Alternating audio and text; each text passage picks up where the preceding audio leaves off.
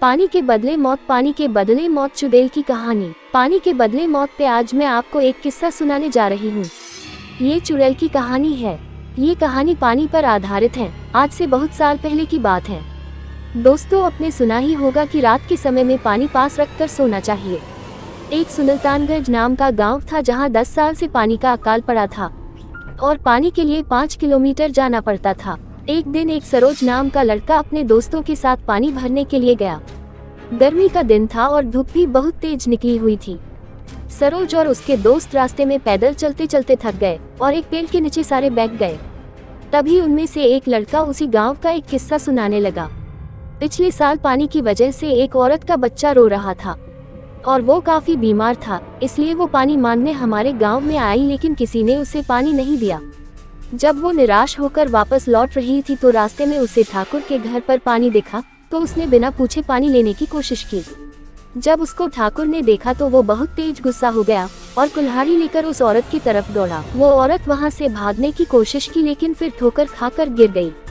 ठाकुर ने अब देखा न ताव और सीधा उसके गर्दन पर कुल्हाड़ी मार दिया और उस औरत का हत्या कर दिया। उसके एक दिन बाद उस औरत के बच्चे का भी बिना पानी की मौत हो गई। कुछ दिनों बाद पता चला कि उसी कुल्हाड़ी से ठाकुर को भी किसी ने मार दिया और धीरे धीरे उसके पूरे परिवार को किसी अनजानी शक्ति ने मौत के घाट उतार दिया। ये कहानी सुनने के बाद सरोज जल्दी से पानी लेकर अपने घर वापस आ रहा था। शाम हो गई थी और थोड़ा थोड़ा अंधेरा हो गया था। तभी उसके सामने एक छोटा लड़का आया और उससे पानी मांगने लगा।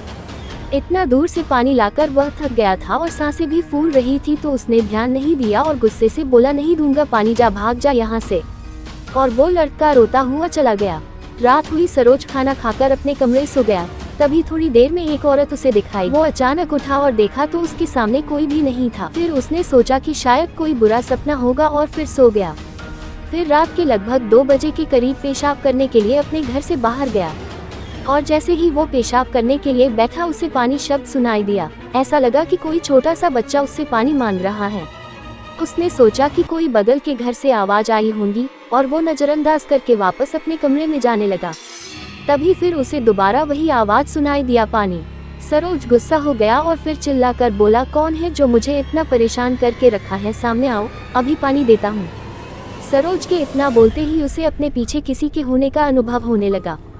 उसने जल्दी से पीछे मुड़कर देखा तो उसकी रूह कांप गई। उसने देखा कि एक औरत अपने हाथ में कुदाली लेकर खड़ी थी।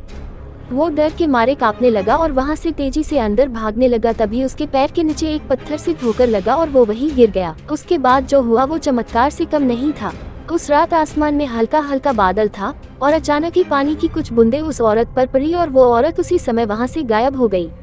सरोज अपनी जान बचाने के लिए भगवान का बार बार धन्यवाद देने लगा। और स्पेशल सब्सक्राइब करो।